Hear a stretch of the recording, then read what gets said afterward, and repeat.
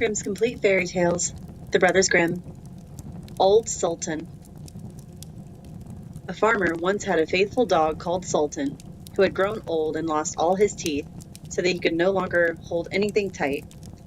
One day, the farmer was standing with his wife before the door and said, "Tomorrow, I intend to shoot old Sultan. He is no longer of any use."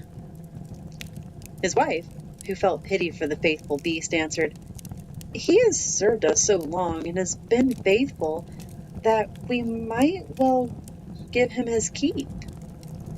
"What?" said the man. "You are not very sharp.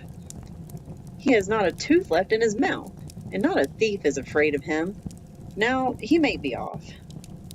If he has served us, he has been well fed for it." The poor dog, who was lying stretched out in the sun not far off, had heard everything, and was sorry that the morrow was to be his last day.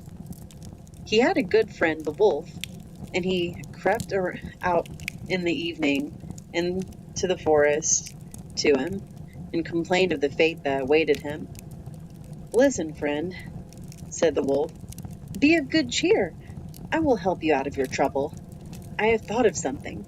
Tomorrow, early in the morning, your master is going with his wife to make hay, and they will take their little child with them, and no one will be left behind in the house. While at work, they always lay the child under the hedge in the shade. You lay yourself there too, just as if you wish to guard it. Then I will come out of the wood and carry off the child. You must rush swiftly after me, as if you would rescue it from me. I will let it fall. You will bring it back to his parents, who will think that you've saved it, and will be far too grateful to you to do any harm to you. On the contrary, you will be in high favor, and they will never let you want for anything again." The plan pleased the dog, and it was carried out just as it was arranged. The father screamed when he saw the wolf running across the field with his child, but when old Sultan brought it back, then he was full of joy and stroked him and said, "Not a hair of yours shall be hurt.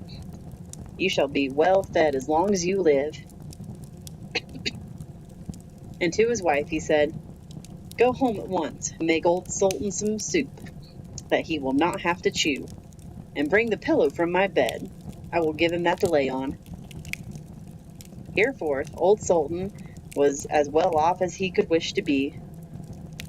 Soon afterwards the wolf visited him, and was pleased that everything had succeeded so well.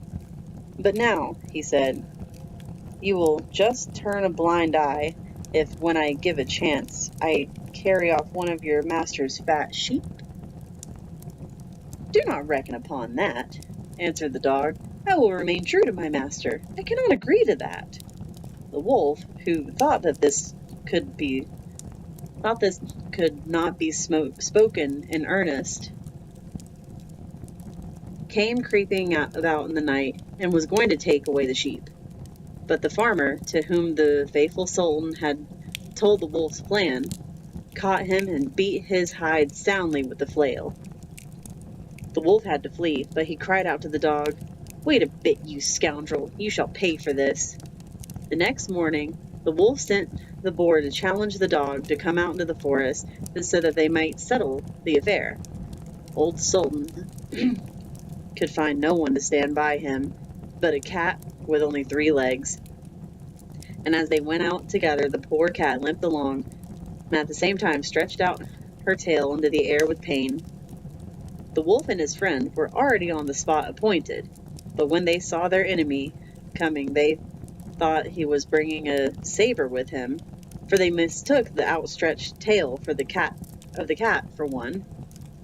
And when the poor beast hopped on its 3 legs, they could only think every time that it was picking up a stone to throw at them. So they were both afraid, and the wild boar crept into the thicket, and the wolf jumped up a tree. The dog and the cat, when they came, wondered that there was no one to be seen. The wild boar, however, had not been able to hide himself altogether, and one of his ears was still seen. While the cat was looking carefully about, the boar moved his ear, The cat, who thought it was a mouse moving there, jumped upon it and bit it hard. The boar made a fearful noise and ran away, crying out, "The guilty one is up in the tree." The dog and cat looked up and saw the wolf, who was ashamed of having shown himself so timid, and made friends with the dog again.